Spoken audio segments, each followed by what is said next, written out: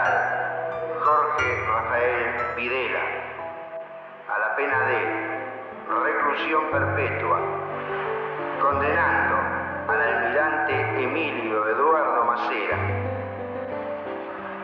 a la pena de prisión perpetua. Yo le reconozco siempre a Alfonsín, pese a que tuvo que hacer todas esas leyes, etcétera, no hubiera querido estar en los zapatos de él en ese momento, pero si no se hubiese hecho el primer juicio, la cosa no hubiera pasado. Sí, es un juicio fundamental. Fue un juicio fundamental para poner sobre la mesa qué fue lo que pasó. Y corajudo Después, también, ¿no? Corajudo en ese momento. Después, bueno, tuvo que parar, en fin, no hago juicio histórico. Las dos leyes me parecen horripilantes, antijurídicas, etcétera, pero no hago juicio histórico sobre eso.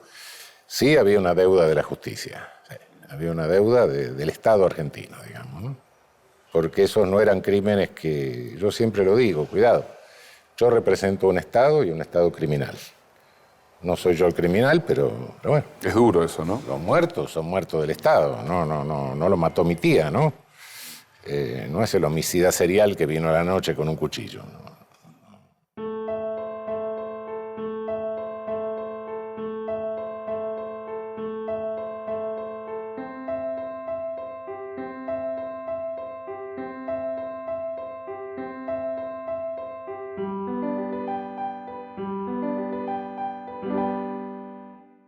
Mi familia, mis padres, ambos, mi hermano, mi hermana, mi cuñada, que estaba embarazada, fueron secuestrados y desaparecidos. Al igual que casi unos 1.200 casos que tenemos registrados en los expedientes de la Justicia Federal en Tucumán. Y este gobierno ha tomado realmente medidas en ese sentido fundamentales, ¿no? ¿Cuáles son las que más a vos te han impactado? Bueno, lo que más me han impactado es, ante todo, que fue posible que hicieron posible el juzgamiento de los militares. Por primera vez, yo he vivido 13 dictaduras militares, he vivido 86 años y es la primera vez. Es decir, todos los dictadores que yo tuve murieron en la cama tranquilamente, cobrando sus sueldos de generales. Nadie los tocó para nada. Salvo el lapso, también históricamente importante, en el que al comienzo del gobierno de Alfonsín se hicieron los juicios a las juntas, ¿no? Los juicios a las juntas, pero después no pasó nada, ¿no? Después terminó todo con obediencia debida y punto final. Además, fueron condenados, pero eran verdaderas residencias donde iban, podían vivir con sus familias y todo esto, ¿no? Hubiéramos querido que pasara más tiempo en la cárcel, realmente es eso. Pero se fue en cárcel común, pasó por un juicio, lo juzgó la justicia y lo juzgamos todos en la sociedad.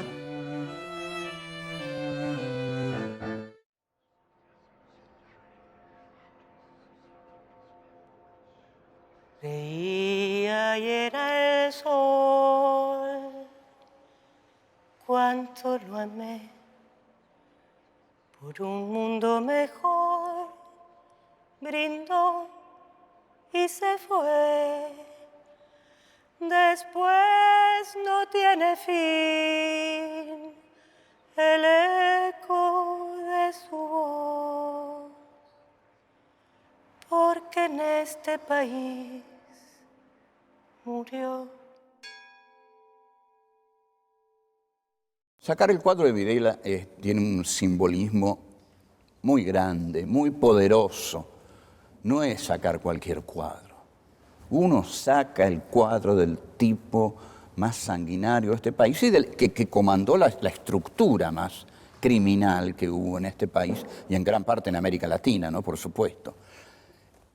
Además, lo saca Bendini, cosa que a mí me gustó mucho.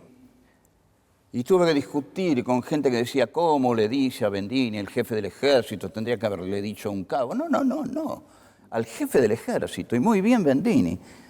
Entonces, y él está frente al cuadro de Videla, lo bajan, ¿no?, ante su mirada, y por el fondo se ven algunos militares medio confusos, con pasos a contramano, y el simbolismo de ese gesto, ¿cuál es? Bueno, hemos derrotado a este tipo y a lo que él representa. Lo sacamos de aquí.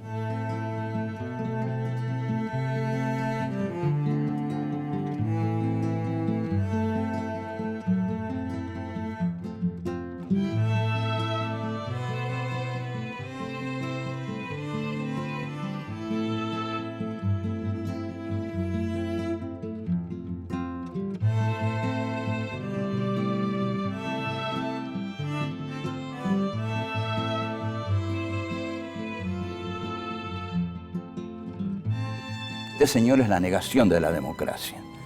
La negación de la democracia, la negación de los derechos humanos, la negación de la vida y la representación de la muerte. Así que de aquí nosotros lo sacamos porque venimos a representar otra cosa, a imponer otros valores, fundamentalmente los de la vida. Y bueno, creo que fue un mensaje muy claro en ese sentido y que les debe haber molestado. Ya desde ahí toda la derecha se sintió mal, muy mal, porque aunque no lo digan, para ellos Videla exageró, digamos, pero fue necesario. Colegio Militar de la Nación, buenos días.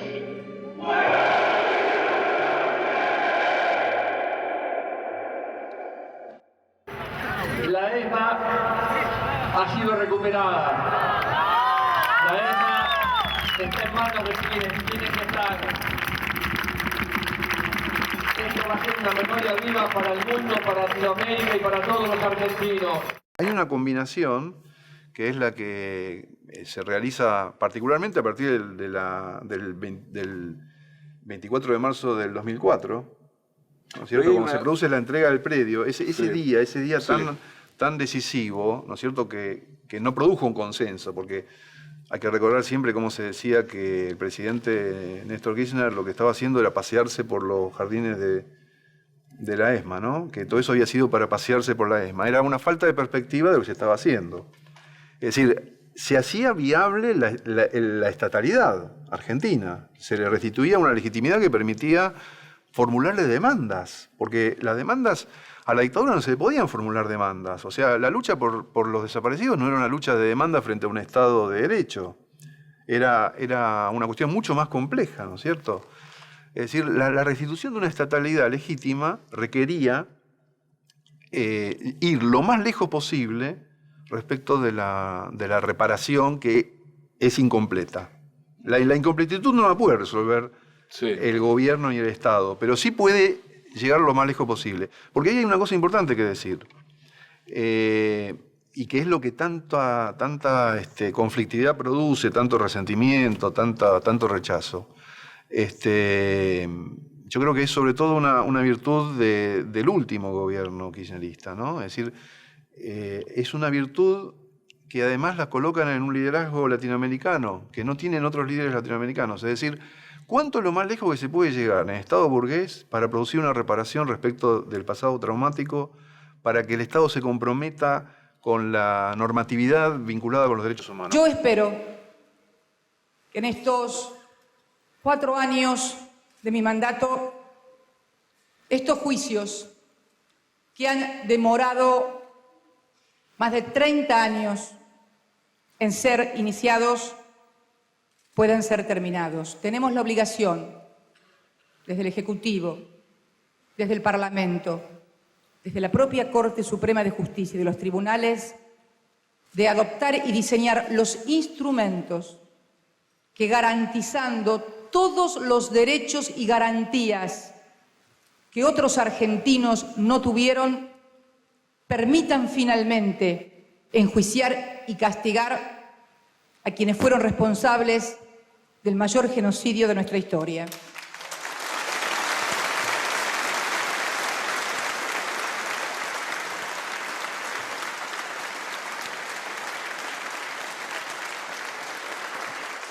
Se lo debemos a quienes fueron las víctimas. Se lo debemos a sus familiares, a las abuelas, a las madres. Se lo debemos a los sobrevivientes que no pueden seguir estando sometidos a la tortura del relato permanente de la tragedia. Y se lo debemos también a las Fuerzas Armadas para que de una vez y para siempre, en vistas del bicentenario, se pueda separar la paja del trigo y entonces los argentinos podamos todos volver a mirarnos a la cara.